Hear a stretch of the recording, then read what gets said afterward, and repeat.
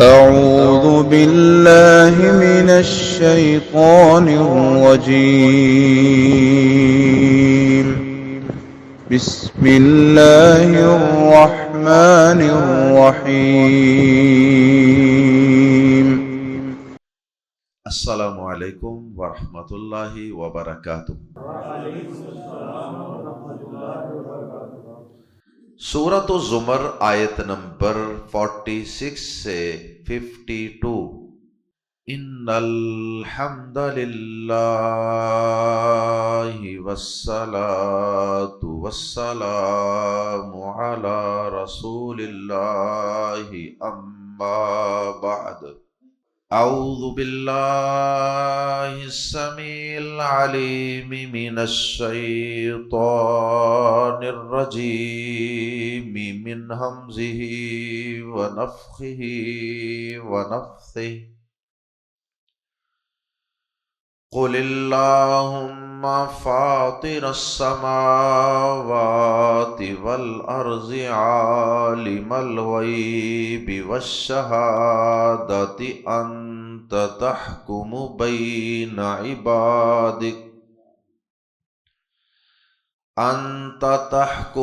بین عبادک فیما کانوا فیہ یختلفون۔ وَلَوْ أَنَّ لِلَّذِينَ ظَلَمُوا مَا فِي الْأَرْضِ جَمِيعًا وَمِثْلَهُ مَعَهُ لَافْتَدَوْا بِهِ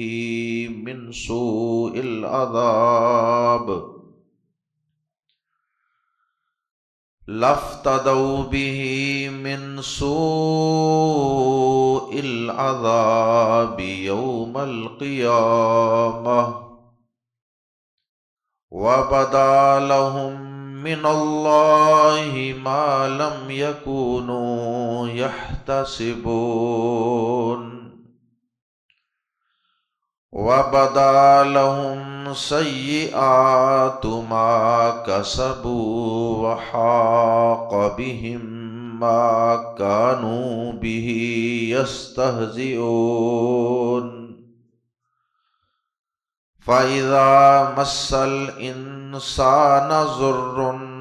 دَعَانَا ثُمَّ إِذَا خَوَّلْنَاهُ نِعْمَةً مِنَّا قَالَ إِنَّمَا أُوتِيتُهُ عَلَى عِلْمٍ بَلْ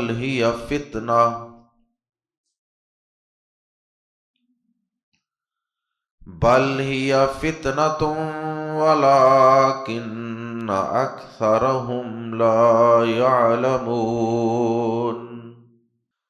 قَدْ قَالَهَا الَّذِينَ مِنْ قَبْلِهِمْ فَمَا أَغْنَى عَنْهُمْ مَا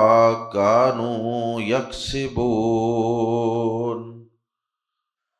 فَأَصَابَهُمْ سَيِّئَاتُ مَا كَسَبُوا وَالَّذِينَ ظَلَمُوا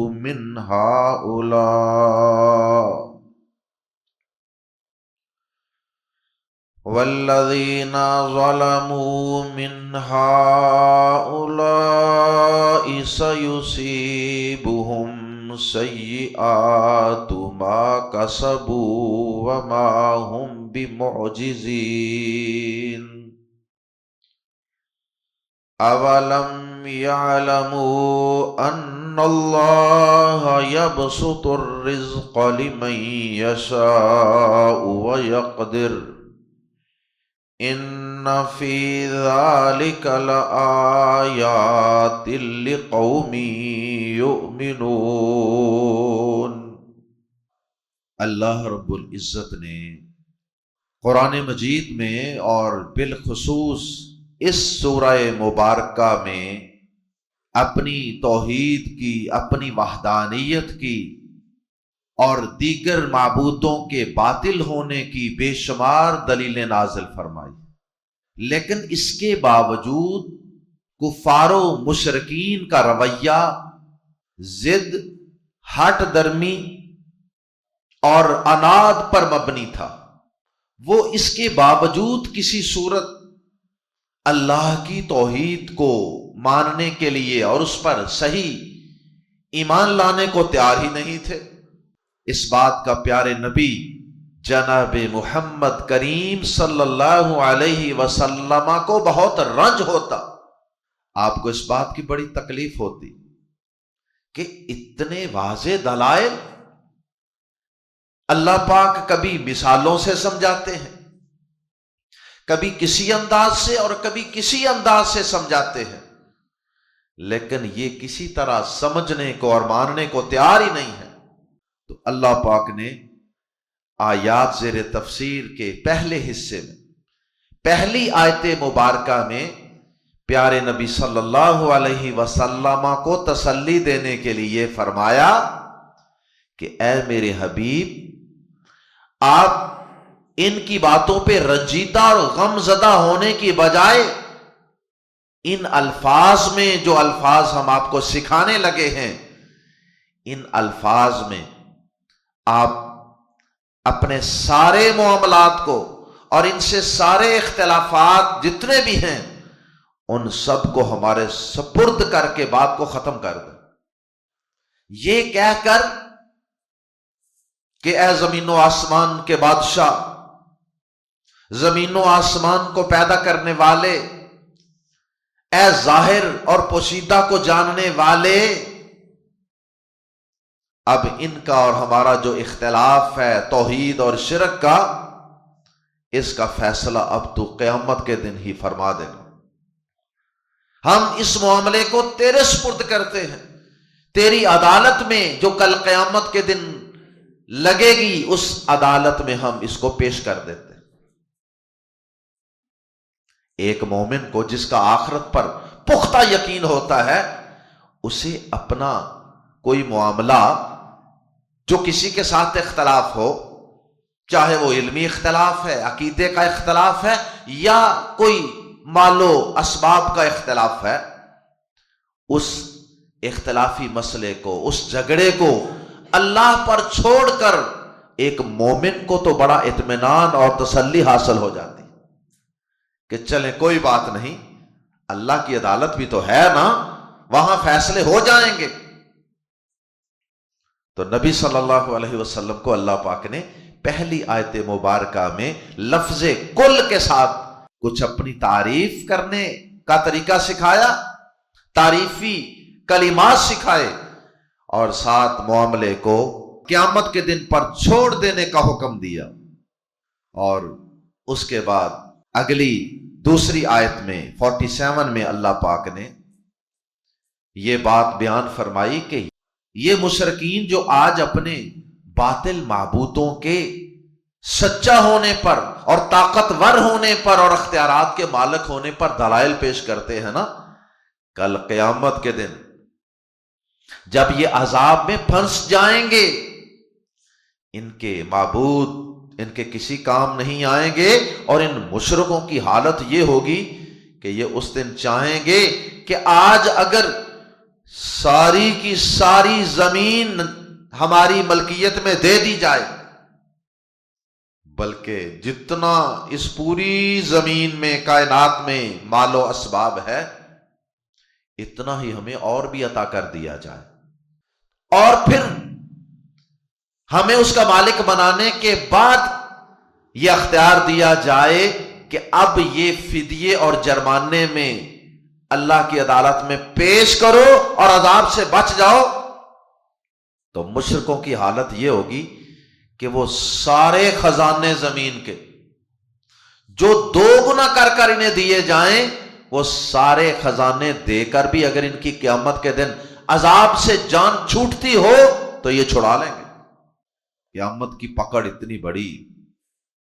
اتنی سخت گرفت ہوگی۔ آج تو مفت یہ شرک کو چھوڑ سکتے ہیں، توحید کو اپنا سکتے ہیں، اپنے عقیدے اور ایمان کو درست کر سکتے ہیں۔ آج یہ چھوٹا سا کام کرنے کو تیار نہیں، اپنا آباء و اجداد والا گندا شرکیہ عقیدہ چھوڑنے کو تیار نہیں ہیں، اور قیامت کے دن جب عذاب کو اپنی آنکھوں سے دیکھیں گے تو اس وقت یہ ساری زمین کے برابر بھی ان کے پاس خزانہ ہو بلکہ اس سے ڈبل بھی ہو تو یہ دے کر اس عذاب سے بچنے کے لیے تیار ہوں گے۔ اور پھر آیت نمبر 48 میں اللہ پاک نے فرمایا کہ دنیا کے اندر یہ جتنی برائیاں کرتے ہیں بالخصوص کفر و شرک، ان سب کا نتیجہ اور وبال قیامت کے دن ان کے سامنے ظاہر ہو جائے گا۔ یہ جس عذاب کا مذاق اڑاتے ہیں نا آج دنیا میں، سارا کچھ ان کو چانن ہو جائے گا قیامت کے دن، اور جب عذاب ان کو چاروں طرف سے گھیر لے گا پھر ان کو یقین آ جائے گا۔ اور پھر آخری 4 آیات میں اللہ پاک نے ان مشرکوں کی ایک اور حماقت اور بیوقوفی کا تذکرہ کیا، جن کا اللہ پر صحیح معنوں میں ایمان اور یقین نہیں ہوتا۔ وہ یہ سمجھتے ہیں اگر انہیں اللہ تعالیٰ کوئی نعمت عطا فرمائے، یہ مصیبت پریشانی میں تو اللہ کو پکارتے ہیں، لیکن جب اللہ پاک انہیں اس مصیبت سے، تکلیف سے، بیماری سے، تنگ دستی سے نجات دے دے، اس کے بعد اللہ پاک کو فراموش کر دیتے ہیں، بھول ہی جاتے ہیں، اور کہتے ہیں کہ یہ تو جناب ہمیں ہمارے علم اور ہمارے فن اور ہماری قابلیت اور عقل اور شعور کی وجہ سے ملا، اور عطا کرنے والے رب کو یہ نمک حرام بھول جاتے ہیں۔ حالانکہ اللہ پاک فرماتے ہیں آخری آیت میں کہ یہ اس بات کو جانتے ہی نہیں، یہ احمق اور بے وقوف اس بات کو جانتے ہی نہیں کہ یہ رزق کسی انسان کو اس کے فن میں مہارت کی وجہ سے نہیں ملتا، اس کی ڈگریوں اور اس کے تجربے اور اس کی محنتوں کی بنیاد پہ نہیں ملتا، بلکہ رزق کا اصل دار و مدار، ٹھیک ہے یہ ظاہری اسباب بھی کسی حد تک مؤثر ہوتے ہیں، لیکن اصل پیچھے فیصلہ وہ اللہ تعالیٰ کی مشیت اور اس کا حکم ہوتا ہے کہ وہ کسے کتنا رزق دینا چاہتا ہے۔ یہی وجہ ہے کتنے ہی کم عقل قسم کے بڑے سادے اور درویش قسم کے لوگ، انہیں اللہ پاک بے شمار رزق سے نواز دیتا ہے، اور بڑے بڑے ڈگریوں کو ہاتھ میں لیے پھرنے والے بڑے بڑے سیانے عقل مند، وہ کئی دفعہ 2 وقت کی روٹی کو ترس رہے ہوتے۔ رزق کا تمہاری عقل مندی سے، تمہاری مہارت سے، تمہارے علم سے، تمہارے فن ڈگری سے تعلق نہیں ہے، رزق کا تعلق ہے اللہ پاک کی مشیت سے، اس کے فیصلے سے، اور یہ رزق کا کم یا زیادہ دینا اس کا تعلق تمہارے امتحان سے ہے، تمہاری آزمائش سے ہے، لیکن افسوس کہ اکثر لوگ اس حقیقت سے ناواقف۔ آئیے قرآن مجید کے الفاظ میں پڑھتے ہیں، سورۃ الزمر آیت نمبر 46۔ قل کہہ دیجئے اے پیارے نبی جناب محمد الرسول اللہ صلی اللہ علیہ وسلم، کیا کہہ دیجئے؟ اللہم، اے اللہ، فاطر السماوات، زمین و آسمان کو پیدا کرنے والے، عالم الغیب والشہادہ، ہر چھپی اور کھلی بات کو جاننے والے، انت تحکم، تو ہی فیصلہ کرے گا، بین عبادی کا، اپنے بندوں کے درمیان، فیما کانو فیہ یختلفون، جس میں وہ اختلاف کیا کرتے تھے، جس میں تیرے بندے دنیا میں اختلاف کیا کرتے تھے نا، ان کا آپس میں اختلاف تھا، جس طرح توحید اور شرک والوں کے درمیان سخت اختلاف، کفر اور ایمان والوں میں اختلاف ہے، دین والوں اور بے دینوں میں اختلاف ہے۔ تو یہ جتنے اختلافات ہیں یا اللہ، ان کا قیامت کے دن اے زمین و آسمان کو پیدا کرنے والے، اے ظاہر اور پوشیدہ کو جاننے والے، تو ہی اپنے بندوں کے درمیان قیامت کے دن فیصلے کرے گا۔ مطلب یہ ہے کہ ان کافروں مشرکوں کا معاملہ بھی یا اللہ میں تیرے اوپر چھوڑتا ہوں، تیری قیامت کے دن لگنے والی عدالت پر ہی چھوڑتا ہوں۔ کتنے شاندار الفاظ ہیں جو اللہ پاک نے لفظ کل کے ساتھ اپنے پیغمبر سے کہلوائے۔ کل اللہم فاطر السماوات والارض عالم الغیب والشہادہ انت تحکم بین عبادک فیما کانوا فیہ یختلفون۔ قیامت کے دن کے فیصلے، وہ فیصلے تو پھر بڑے سخت ہوں گے۔ کچھ فیصلے تو اللہ پاک نے قرآن مجید میں پہلے ہی فرما دیے ہیں۔ جتنے اختلافی معاملات ہیں، اختلافی مسائل ہیں، ان سب کے فیصلے کائنات کے رب نے اس قرآن میں نازل کر دیے ہیں پہلے، لیکن لوگ ان فیصلوں کو ماننے اور قبول کرنے کے لیے تیار نہیں، اپنی اپنی ضدوں، اپنی اپنی ہٹ درمیوں پر ڈٹے ہوئے۔ لیکن پھر جب عدالت میں پیشی ہوگی تو پھر اللہ پاک ڈنڈے کے زور پر فیصلہ فرمائے۔ پھر اللہ تعالیٰ کے فیصلے سے کوئی شخص انحراف کرنے والا نہیں، اس کا انکار کرنے والا نہیں ہوگا، اس فیصلے کو ماننا ہوگا اور اس فیصلے کے مطابق جزا و سزا کو قبول کرنا ہوگا۔ اس لیے عقل مندی یہی ہے کہ انسان آج دنیا کی زندگی میں ہی قرآن مجید کو اپنے اختلافی مسائل میں حاکم مان لے، فیصل مان لے، فیصلہ کرنے والا مان لے۔ پیارے نبی صلی اللہ علیہ وسلم کے متعلق ام المؤمنین حضرت عائشہ صدیقہ طاہرہ مطہرہ رضی اللہ تعالی عنہا بیان کرتی ہیں کہ پیارے نبی صلی اللہ علیہ وسلم جب رات کو تہجد کی نماز پڑھا کرتے تھے، اس وقت بھی آپ جب نماز شروع کرتے، اللہ اکبر کے بعد ہاتھ باندھتے، تو اس وقت آپ جو دعائے استفتاح پڑھتے تھے، یعنی سٹارٹنگ دعا، جس طرح ہم عام نمازوں میں سبحانک اللہم پڑھتے ہیں، اس کو دعائے استفتاح کہتے ہیں، کیونکہ اس سے نماز کا آغاز ہوتا ہے۔ یا اللہم باعد بینی، یہ دعا بھی ہے، یہ بھی دعائے استفتاح ہے۔ اسی طرح کچھ اور دعائیں بھی ہیں۔ تو ایک دعا کا ذکر صحیح مسلم میں موجود ہے، حضرت عائشہ رضی اللہ تعالی عنہا بیان کرتی ہیں کہ پیارے نبی صلی اللہ علیہ وسلم تہجد کی نماز میں نماز کا آغاز اس دعا سے کرتے، اور اس دعا میں بھی اس آیت مبارکہ سے ملتے جلتے کچھ الفاظ ہیں، یا یوں کہہ لیجئے کہ اس آیت کے آخری الفاظ اس دعا میں موجود ہیں۔ سنیے پیارے نبی صلی اللہ علیہ وسلم کس طرح تہجد کی نماز کا افتتاح کرتے، آغاز کرتے۔ صحیح مسلم، اللہم رب جبرائیل و میکائیل و اسرافیل، اے جبرائیل، میکائیل اور اسرافیل کے رب، یہ تینوں فرشتوں کے نام۔ یاد رہے کہ اسرائیل نام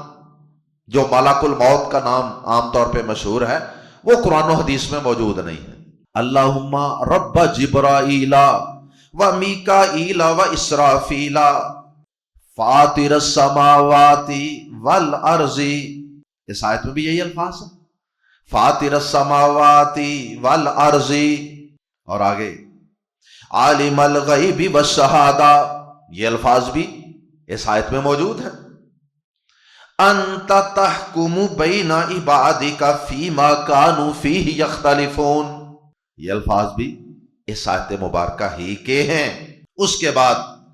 آپ یہ کہا کرتے تھے، اللہ پاک کی یہ حمد و ثنا اور اس کی تعریف، تو زمین و آسمان کو پیدا کرنے والا ہے، تو پوشیدہ اور ظاہر کو جاننے والا ہے، یہ اللہ کی تعریف کر کے،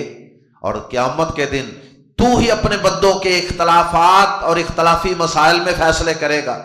اب یہ کہنے کے بعد اللہ پاک سے پیارے نبی صلی اللہ علیہ وسلم ایک دعا، ایک التجا بھی کرتے، کچھ مانگا بھی کرتے، اور وہ کیا ہے؟ اس میں ہمارے لیے بہت بڑا سبق ہے، اور وہ یہ ہے، آخر میں آپ یہ الفاظ پڑھتے، اہدنی لما اختلف فیہ من الحق بإذنک انک تہدی من تشاء الی صراط مستقیم، مجھے اپنے اذن سے حق کی ان باتوں میں سیدھی راہ پر چلا دے جن میں اختلاف کیا گیا ہے اپنے اذن سے، اپنے فضل سے، وہ باتیں جن میں لوگوں کے درمیان اختلاف کیا گیا ہے ان میں مجھے سیدھی راہ پر چلا دے۔ اختلافی باتوں میں یا اللہ مجھے جو صحیح راہ ہے نا تیرے نزدیک، مجھے اختلافات کے زمانے میں اور اختلافات کے حالات میں یا اللہ سیدھی راہ پر چلا دینا، تاکہ قیامت کے دن کوئی شرمندگی نہ ہو، پہلے ہی دنیا کے اندر ہی سیدھی راہ پر گامزن ہو جائیں، قیامت کے دن پھر کوئی ٹینشن نہیں ہوگی۔ اور اس دعا کے آخر میں فرمایا اِنَّكَ تَهْدِي مَن تَشَاءُ إِلَىٰ صِرَاطٍ مُسْتَقِيمٍ، بے شک تو جسے چاہتا ہے سیدھی راہ پر لگا دیتا ہے۔ اللہم اجعلنا منہم۔ اور اگلی آیت مبارکہ میں اللہ پاک نے فدیے کا ذکر کیا کہ آج یہ مفت و مفت توحید کو نہیں لے رہے نا، شرک کو نہیں چھوڑ رہے، قیامت کے دن زمین نہیں 2 زمینوں کے برابر بھی مال دے کر بچنے کی خواہش کریں گے۔ وَلَوْ، اور اگر انا، بے شک، للذین، ان لوگوں کے لیے جنہوں نے ظالموا، ظلم کیا، اور اگر واقعی ان لوگوں کے لیے جنہوں نے ظلم کیا، ظلم سے مراد وہی کفر و شرک، ما فی الارض، جو کچھ زمین میں ہے، جمیعا، سارے کا سارا، ومثلہ، اور اس کے ساتھ اتنا اور بھی، لام زبر لا، تو ضرور افتدوا، وہ فدیے میں دے دیں گے، بھی، اس کو، من سوء العذاب، برے عذاب سے بچنے کے لیے۔ اللہ اکبر، قیامت کے دن کے برے عذاب سے بچنے کے لیے اگر ان ظالموں کو اتنا کچھ دے دیا جائے، ان کے پاس اتنی ملکیت ہو زمین اور اس کے اندر جو کچھ ہے، اور اتنا اور بھی آ جائے، تو اگر عذاب سے بچنے کے لیے ان کو یہ سارا کچھ فدیے میں دینا پڑے گا تو دے دیں۔ یہاں دنیا میں تو کوئی ایک تیلہ خرچ کرنے کو تیار نہیں نہ ہوتا، قیامت کے دن یہ حالت ہو جائے گی۔ وَبَدَا، اور سامنے آ جائے گا، ظاہر ہو جائے گا، لہم، ان کے لیے، من اللہ، اللہ کی طرف سے، ما لم، جو نہ یکونو، تھے وہ، یحتسبون، گمان کیا کرتے، اور ان کے لیے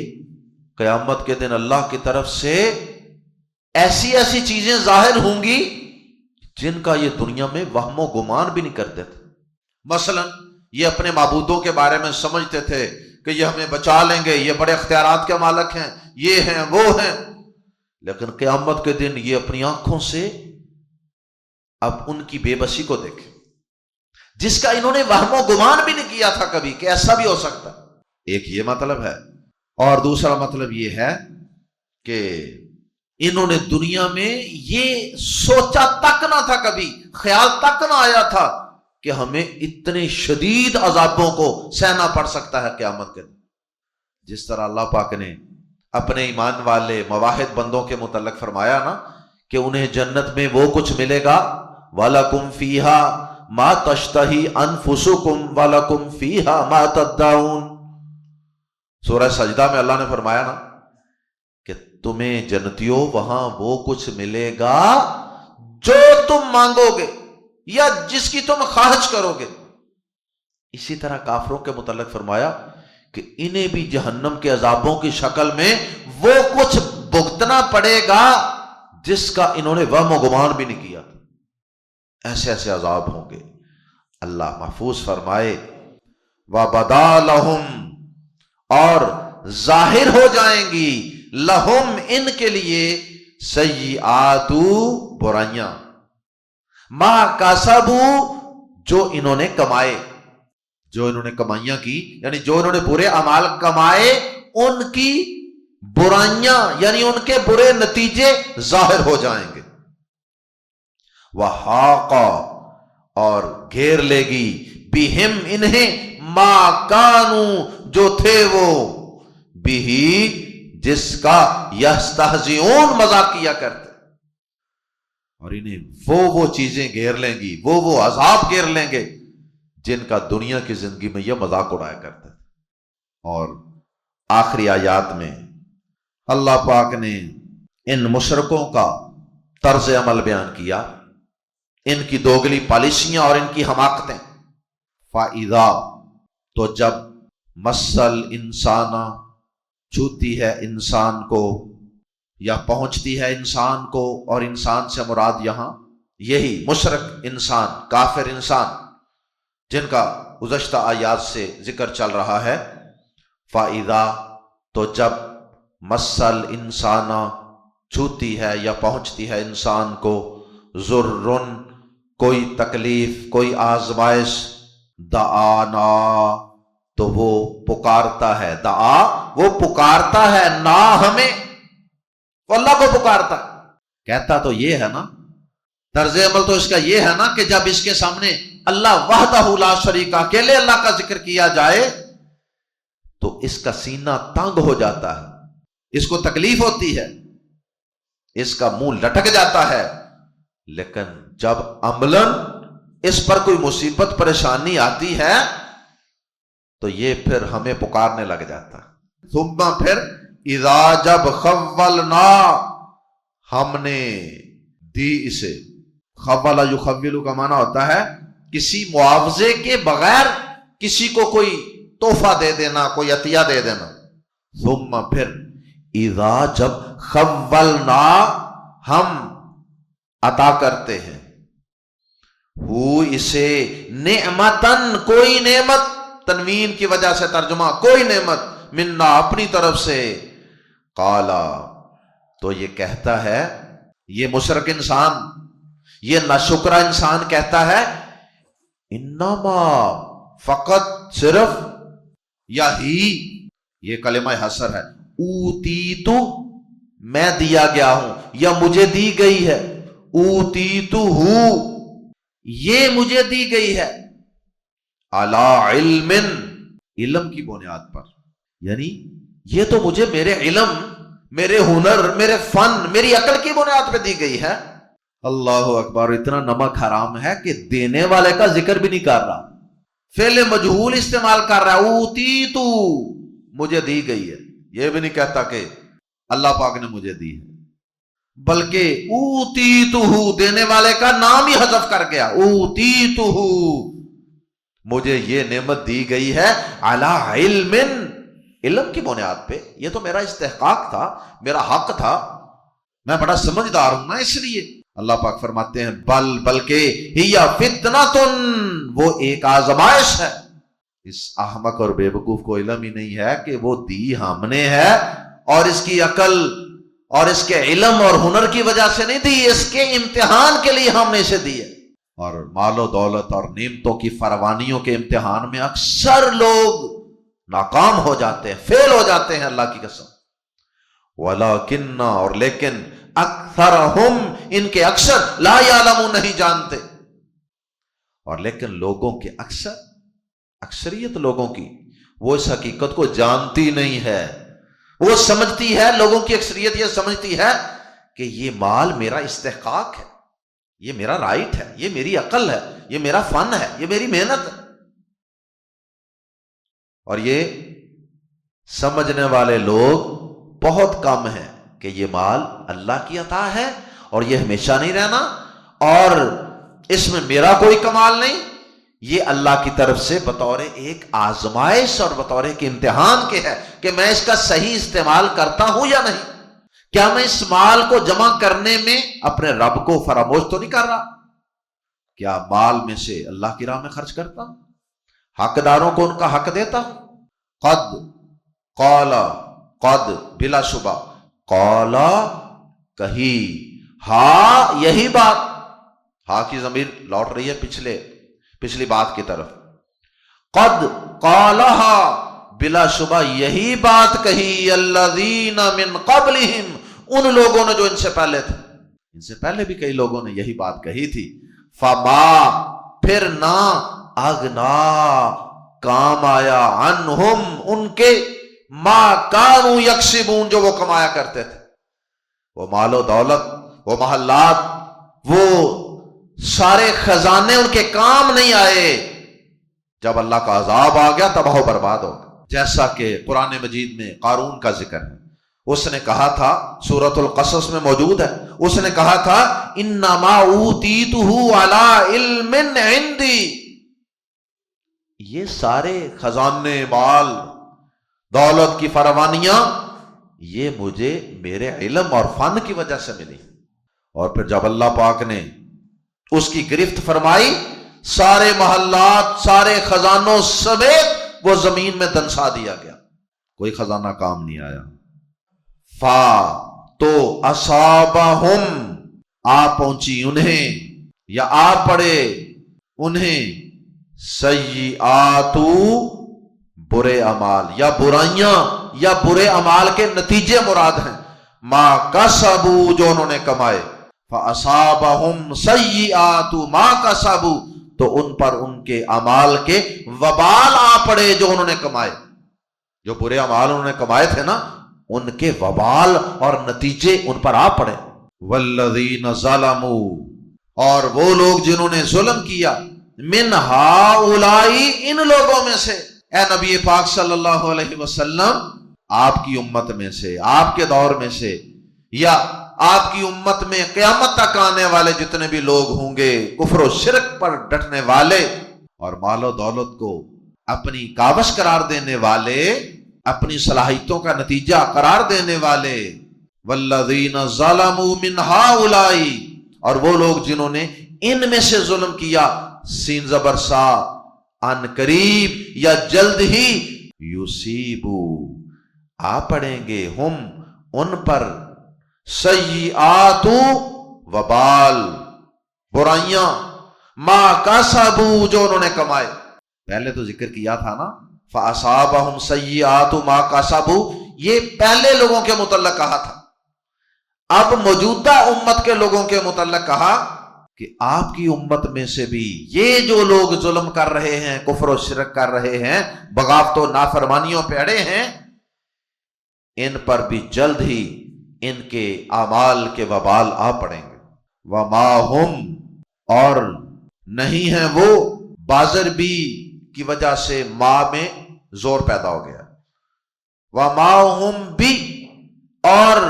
وہ ہرگز نہیں ہیں، معجزین، عاجز کرنے والے، وہ اللہ پاک کو، اللہ کے عذابوں کو عاجز کرنے والے نہیں ہیں، بے بس کرنے والے نہیں ہیں، بلکہ خود بے بس ہوں گے۔ اور آخری آیت مبارکہ میں اللہ پاک نے رزق کے متعلق اپنے قاعدے قانون کو واضح کر دیا، اولم یعلموا، اور کیا نہیں انہوں نے جانا، ان اللہ، کہ بے شک اللہ، یبسط الرزق، فراخ کر دیتا ہے، وسیع کر دیتا ہے رزق کو، لمن یشاء، جس کے لیے وہ چاہتا ہے، ویقدر، اور اسی طرح تنگ کر دیتا ہے جس کے لیے وہ چاہتا ہے، ان فی ذالک، بے شک اس میں،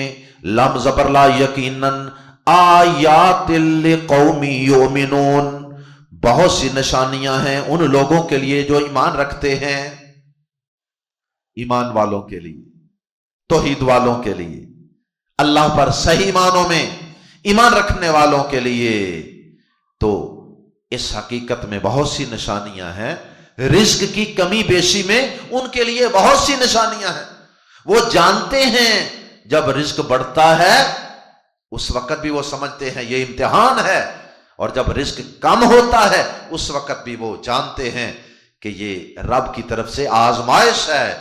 اور پیارے نبی صلی اللہ علیہ وسلم نے یہی بات اپنی ایک حدیث میں بیان فرمائی جو صحیح مسلم میں ہے۔ آپ نے فرمایا مومن کا معاملہ بڑا ہی عجیب اور نرالا ہے۔ فرمایا جب اسے اللہ پاک کوئی نعمت عطا فرماتے ہیں، کوئی خوشی کی خبر ملتی ہے، تو یہ اللہ تعالیٰ کا شکر ادا کر کے اپنے رب سے اجر و ثواب کما لیتا ہے، اور جب اس پر کوئی آزمائش، کوئی تنگ دستی، کوئی بیماری آتی ہے تو یہ صبر کر کے اپنے رب کو منا لیتا ہے اور اپنے رب کو راضی کر لیتا ہے۔ اللہ تعالیٰ ہم سب کو قرآن مجید کو سمجھنے اور اس پہ عمل کی توفیق عطا فرمائے۔ اللہ زندہ رکھے تو اپنی توحید پر، اور اللہ موت دے تو اللہ اپنی اسی توحید پر موت عطا فرمائے۔ سبحانک اللہم و بحمدک اشہد ان لا الہ الا انت استغفرک و اتوب الیک۔